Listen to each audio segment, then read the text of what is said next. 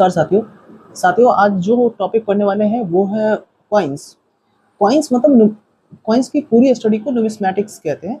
ये भी बात ध्यान रखिएगा। कॉइन्स की जो इस टॉपिक की रेलेवेंस है वो यूपीएससी के एग्जामिनेशंस के पॉइंट ऑफ व्यू से मेंस और प्रीलिम्स के लिए, दोनों के लिए बहुत इंपॉर्टेंस है।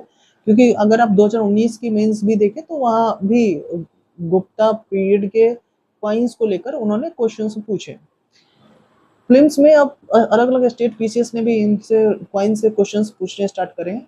अब कॉइन्स के जो बेसिक जो फैसेट है उनको हम चर्चा करेंगे, और ये प्रीलिम्स के पॉइंट ऑफ व्यू से भी है, और अलग अलग जो प्रीलिम्स के एग्जाम होते हैं अलग अलग पीसीएस के, उसके लिए जो इम्पोर्टेंट फैक्ट्स होता है उसको भी हमने कवर करा है। और इसका जो ये जो पूरी फैक्ट है, इसका जो बेसिक मटेरियल है जहाँ से हमने इसको लिखा है वो बेसिक मटेरियल है नितिन सिंघानिया की जो बुक है वो। ठीक है, तो आपने अगर इसको पढ़ लिया या मेरी इस लेक्चर को 5-10 मिनट में जो है जिसको हम कंसाइज कर देंगे, तो फिर आपको किसी बुक को पढ़ने की आवश्यकता नहीं पड़ेगी। ये बात ध्यान रखना है। अब देखिए कि कॉइन जो है, कॉइन की शुरुआत की हम बात करें कहाँ कब हुई। अगर हम वर्ल्ड में बात करेंगे तो वर्ल्ड में 700 बीसी के आसपास जो है ग्रीस या चाइना कह ले, यहाँ कॉइन्स की शुरुआत होती है। यहाँ हमने लिख के रखा है कि विश्व में चीन और ग्रीस में 700 बीसी के पास जो है ये कॉइन की शुरुआत होती है। इसके बाद भारत में बात करें तो भारत में जो कॉइन की शुरुआत है, तो ऋग्वेद ने भी कहा है कि मेटल के कुछ सिक्के होते थे जिन्हें हम निस्क कहते हैं। तो ऋग्वेद में भी कॉइन की चर्चा एक तरीके से है, जिन्होंने मेटल के सिक्के को निस्क कहा है। ठीक है, तो वेदों में धातु के सिक्कों को निस्क कहा गया, ये बात भी है। हमारे यहाँ जो कॉइन्स है वो पंचमार्क कॉइन होता था। पंचमार्क कॉइन का मतलब कि एक साइड में पूरे थप्पा लगा के कॉइन होता था और दूसरी साइड जो है ब्लैंक होता था। इसको पंचमार्क कॉइन कहते हैं। ठीक है, पंचमार्क कॉइन्स की जो चर्चा है ना वो पाणिनि की अष्टाध्यायी में भी है। ठीक है, यहाँ हमने लिखा भी होगा। पंचमार्क कॉइन जो है वो 6 से 2nd सेंचुरी बीसी में है। जो हमारे प्रारंभिक सिक्के होते थे उसको हम लोग पन्न कहते थे, और ये जो पन्न की चर्चा है वो आपको पाणिनि के किताब में भी मिल जाएगा। ठीक है, और ये जो पन्न होते थे इनका कोई निश्चित आकार होता नहीं था। हाँ, इसका कोई निश्चित शेप नहीं होता था कि ये सर्कुलर ही होगा या रेक्टेंगुलर भी होगा। और ये अलग अलग जो महाजनपद थे उनके भी अलग अलग तरीके से जो है वो इशू करते थे। तो हालांकि पुराने सिक्के को हम पन्न कहते हैं, ये बात आप ध्यान करके रख लीजिए। ठीक है, और ये इनमें ये जो सिक्के होते थे इनके अलग अलग जो है वो चिन्ह भी होते थे, अलग अलग सिंबल्स भी होते थे, और ये सिंबल्स आपको याद रखने जरूरी है। जैसे कि मैंने कुछ सिंबल्स लिखा है, जैसे कि सौराष्ट्र के अगर सिक्के देखेंगे तो उस पर हम्प्ड बेल, जो हम्प्ड ऑक्स जो है वो दिखेगा, कुबरा बेल जिसको कहते हैं, उनके सिक्के जो है आपको दिखेंगे। वहीं जो पांचाल जो महाजनपद था उनके सिक्के पे जो है वो आप स्वास्तिक का जो है चिन्ह देख सकते हैं। अगर हम मगध की बात करें तो मगध के जो है वो अलग अलग चिन्ह आपको दिखाई देते हैं। मगध में आपको पता है कि यहाँ कौटिल्य जो है यहाँ के प्रधानमंत्री हुआ करते थे। तो उन्होंने एक बुक जो लिखी थी जिसका नाम क्या था, अर्थशास्त्र में 5 अलग अलग तरीके के सिक्कों का भी जिक्र है। जैसे कि रुपया जो है वो चांदी के सिक्कों को कहा जाता था, स्वर्ण रूपा जो है वो सोने के सिक्कों को कहा जाता था, ताम्र रूपा जो है वो तांबे के सिक्के को, और सीसा रूपा जो है वो लेड के सिक्के को कहा जाता था। ये अर्थशास्त्र में इन सिक्कों का जिक्र है। ठीक है, ठीक है। एक है करसपन। करसपन जो है वो चांदी के ही सिक्के होते थे। ठीक है, लेकिन इनका ना एक प्रॉपर वेट होता था, यानी 32 रति का आप कह लेंगे या 50 से 52 ग्राम का जो है वो कह लेंगे, ये चांदी का सिक्का होता था। और इसमें करसपन में कोई वर्ड नहीं होता था, सिर्फ जो है वो फोटो जो है आप कह सकते हैं ये होता था। तो हमने देखा कि सबसे पुराने सिक्के जो है वो पन है। ठीक है, ये बात ध्यान में रखेंगे आप। इसके बाद आप आइए कि भारत में जो अगर सिक्कों के विकास को अलग अलग तरीके से आप देखते हैं तो सबसे पहले यूनानी जो शासक थे उन्होंने जो है वो यूनानी शासक किस तरीके से सिक्के, इंडो ग्रीक जो शासक है वो किस तरीके से सिक्के जो है वो इशू करते थे। आप देखिए कि यूनानी शासक के जो सिक्के होते थे उनमें यूनानी देवता का जो है वो जिक्र होता था, और आपको ये यूनानी देवता जो है याद रखने हैं। जैसे कि ज्यूस हो गया, जैसे कि अपोलो हो गया, ये सारे यूनानी देवता है। जैसे हरकुलस हो गया, ये सारे यूनानी देवता है जो उनके सिक्कों पे होते थे। बाद के दिनों में क्या हुआ कि यूनानी देवता के साथ साथ जो इंडियन गॉड गॉडेस थे उनके भी फोटो जो है इनके सिक्कों पे आपको दिखाई देते हैं। ठीक है, इनके जो सिक्के थे वो बहुत डिटेल्ड मैनर में इनकी डायनेस्टी के बारे में जो है आपको बताते थे। तो इनके सिक्के में इनके जो राजवंश है उनका जो है वो डिटेल्ड अध्ययन होता था और बाइलिंगुअल सिक्के होते थे। ठीक है, इनमें खरोष्टी स्क्रिप्ट भी इस्तेमाल होता था, इसमें रोमन स्क्रिप्ट भी इस्तेमाल होता था, तो बाइलिंगुअल सिक्के होते थे। और सिक्कों का जो मटेरियल था वो कुछ भी हो सकता था, यानी कि हालांकि गोल्ड के सिक्के बहुत कम आपको दिखाई देते हैं, चांदी के भी कम, हालांकि सिल्वर, कॉपर, निकेल और लेड के जो सिक्के आपको यूनानी के में ज्यादा दिखाई देते हैं। अब यूनानी के बाद अगर हम बात करें तो हम सातवाहन की चर्चा कर ले। सातवाहन के जो सिक्के होते थे ये बहुत इंपॉर्टेंट है, यहाँ से क्वेश्चंस भी पूछे गए हैं, ये बात ध्यान रखना। सातवाहन का जो सिक्का है, सातवाहन का ये सिक्के मोस्टली लेड के होते थे, शीशे के सिक्के होते थे। तो आपसे ये पूछा जाएगा कि शीशे के जो सिक्के हैं उनका संबंध किस राजवंश से है, तो सातवाहन से। यहीं से क्वेश्चंस जो है ये बीपीएससी ने भी पूछा है, यूपीपीसीएस ने भी पूछा है और यूपीएससी ने भी पूछा, तो ये बात आपको ध्यान रखना है। सातवाहन के सिक्के जो है वो लेड के सिक्के होते थे और चांदी के सिक्के या सिल्वर के सिक्के बहुत रेयर आपको इनके यहाँ देखने को मिलता है, इतना कंप्लीट आपको सिक्के इनके यहाँ देखने को मिलेगा नहीं। ठीक है, इनके यहाँ जो सिक्के थे ये प्रकृत में होते थे। ठीक है, इनके सिक्के में उज्जैन सिंबल था, सातवाहन के सिक्के में उज्जैन सिंबल था, ये भी बात याद रखेंगे, आपको ये क्वेश्चंस भी पूछा जाएगा। ठीक है, तो मैंने वही क्वेश्चंस को आपके साथ रखा है, फैक्ट्स को, जो आपके एग्जाम में पूछा जाएगा। ठीक है, इसके बाद जो सातवाहन के जो सिक्के थे इनमें इनके सिक्के जो है वो सिल्वर, कंप्लीट सिल्वर के तो बनते नहीं थे, तो सिल्वर और लेड के जो एलॉय होते थे, सिल्वर और कॉपर के जो एलॉय होते थे जिसको हम कहते थे पोटीन, तो पोटीन किसका सिक्का है, तो वो सातवाहन का सिक्का है। सिल्वर और कॉपर के जो है वो एलॉय होते थे जिनको कहते थे पोटीन, वो भी सातवाहन का सिक्का है, ये बात ध्यान में रखेंगे। सातवाहन के बाद आ जाते हैं शक, शक जिसको वेस्टर्न सेट्रप कहते हैं। तो जो शक है, शक के जो सिक्के हैं उसका, उसमें सिर्फ एक चीज आपको याद रखना है कि शक के सिक्के इसलिए इंपोर्टेंट है क्योंकि इन सिक्कों में आप देख पाएंगे कि डेट मेंशन्ड है, कि मतलब कि किस समय जो है ये सिक्का इशू हुआ है। तो 78 एडी का जो डेट है ना, शक संवत, हम कहते हैं कि शक संवत इसी समय स्टार्ट हुआ था, तो ये जो डेट है इसी समय जो है वो मेंशन है।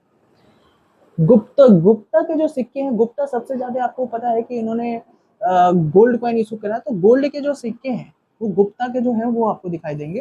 ठीक है, हर्षवर्धन का जो सिक्का है वो इसलिए इंपोर्टेंट है, हर्षवर्धन के सिक्के के लिए बहुत इंपोर्टेंट, ध्यान रख लो, हर्षवर्धन का सिक्का इसलिए इंपोर्टेंट है क्योंकि ये चांदी का सिक्का होता था और हर्षवर्धन के चांदी के सिक्के में एक तरफ जो है वो राजा का फोटो होता था और दूसरी तरफ पिकॉक का फोटो होता था।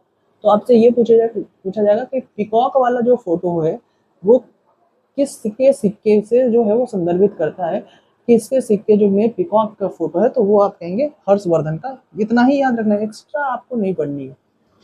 इसके बाद देखो चालुक्य के जो सिक्के हैं, इसी समय चालुक्य के जो सिक्के हैं, वेस्टर्न चालुक्य के, तो आपसे ना ये पूछ लेगा कि वेस्टर्न चालुक्य या ईस्टर्न चालुक्य में जो वराह की जो मूर्ति है, वराह की मूर्ति आपको पता है भगवान विष्णु की बहुत बड़ी जो बोर की मूर्ति है, भालू वाली जो मूर्ति है बहुत बड़ा, तो वराह की जो मूर्ति वो भगवान विष्णु से संदर्भित करता है। और वराह की मूर्ति वेस्टर्न चालुक्य ने इशू किया था या ईस्टर्न चालुक्य ने, तो ईस्टर्न चालुक्य। ठीक है, तो सिंबल ऑफ वॉर जो है वो ईस्टर्न चालुक्य के पास। ठीक है, इसके बाद सीटेड बुल, एक तरफ सीटेड बुल बैठा हुआ है, दूसरी तरफ जो है horseman. Seated bull versus horseman, एक तरफ सीटेड बुल है दूसरी तरफ हॉर्समैन, ये गंधार के राजा ने। ठीक है, आपको पता है कि फिश जो है, मतलब मछली, किसकी सबसे ज्यादा जो है वो फेमस राज्य चिन्ह थे, वो पांड्या, तो फिश वाली जो सिक्का पांड्या के लिए होगी। लायन किसका जो है, पल्लव। ठीक है, विजयनगर से आपको ये याद रखना है, विजयनगर से क्वेश्चन एक ही सिक्कों को लेकर एक ही क्वेश्चन पूछेगा कि फनम किनके सिक्के को कहते थे। जो गोल्ड कॉइन होता था फनम, वो विजयनगर के गोल्ड कॉइन को हम कहते थे फनम। ठीक है, ये बात ध्यान रखना। उसके बाद है तराश, ये चांदी का सिक्का होता था और वराह सिक्का जो है वो कृष्णदेव राय ने गोल्ड के सिक्के जो है वो जारी किए थे, ये बात ध्यान रखना।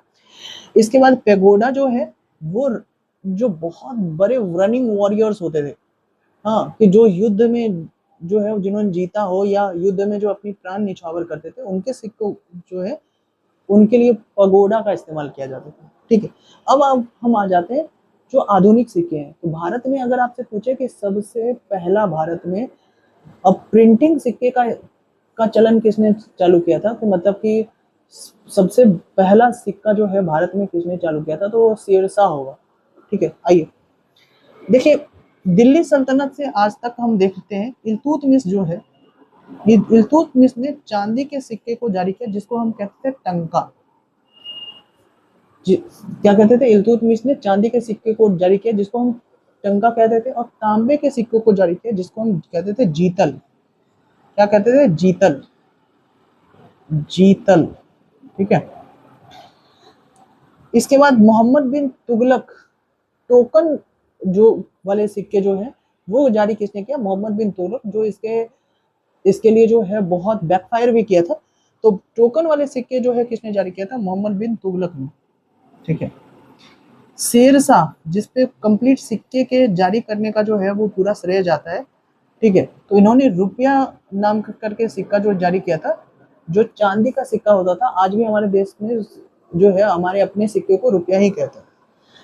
तो चांदी का सिक्का होता था, 178 दाने सिल्वर्स के होते थे, तो चांदी के सिक्के को रुपया कहते थे। वहीं तांबे के सिक्के को जो है दाम कहा जाता था। ठीक है, आईने अकबरी जो अबुल फजल का था, उन्होंने कहा था कि जो है वो मोहर जो है वो एक मोहर 9 रुपए के बराबर होता था।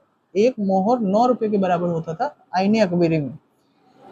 इसके बाद मोहर भी एक सिक्का जो है वो जारी हुआ था अकबर के द्वारा। ये बात अबुल फजल ने कहा है।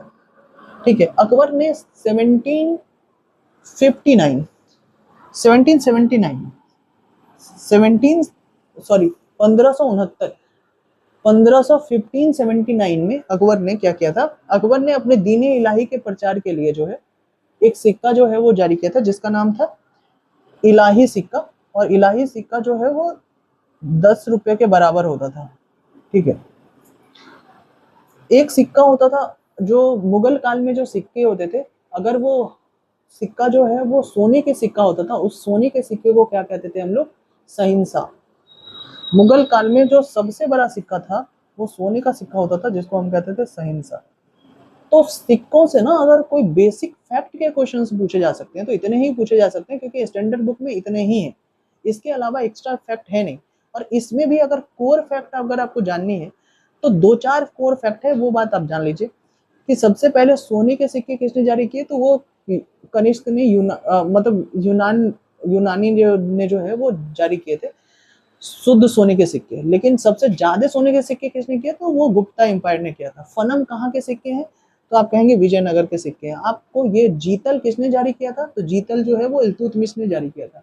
अगर आपसे ये पूछा जाए कि शेरशाह के जो सिक्के हैं तो तांबे के सिक्के को क्या कहते थे, तो दाम कहते थे। अगर आपसे ये पूछा जाए कि जो वराह के सिक्के हैं, वराह के सिक्के, तो वराह के जो सिक्के हैं वो कौन से चालुक्य ने किया था, तो ईस्टर्न चालुक्य।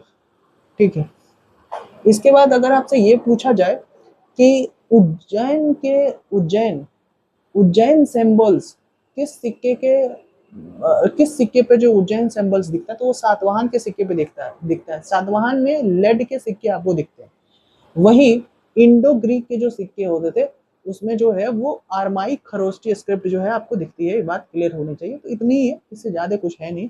एक्स्ट्रा आपको अगर इसमें कुछ ज़्यादा अगर आपके पास फैक्ट है तो आप नीचे कमेंट कीजिए कि क्या क्या फैक्ट्स और भी हैं, ताकि कि और इसमें जो है वो एडअप कर सके। लेकिन इससे ज़्यादा कोई फैक्ट जो है वो सिक्के से नहीं पूछे जा सकते। Thank you very much.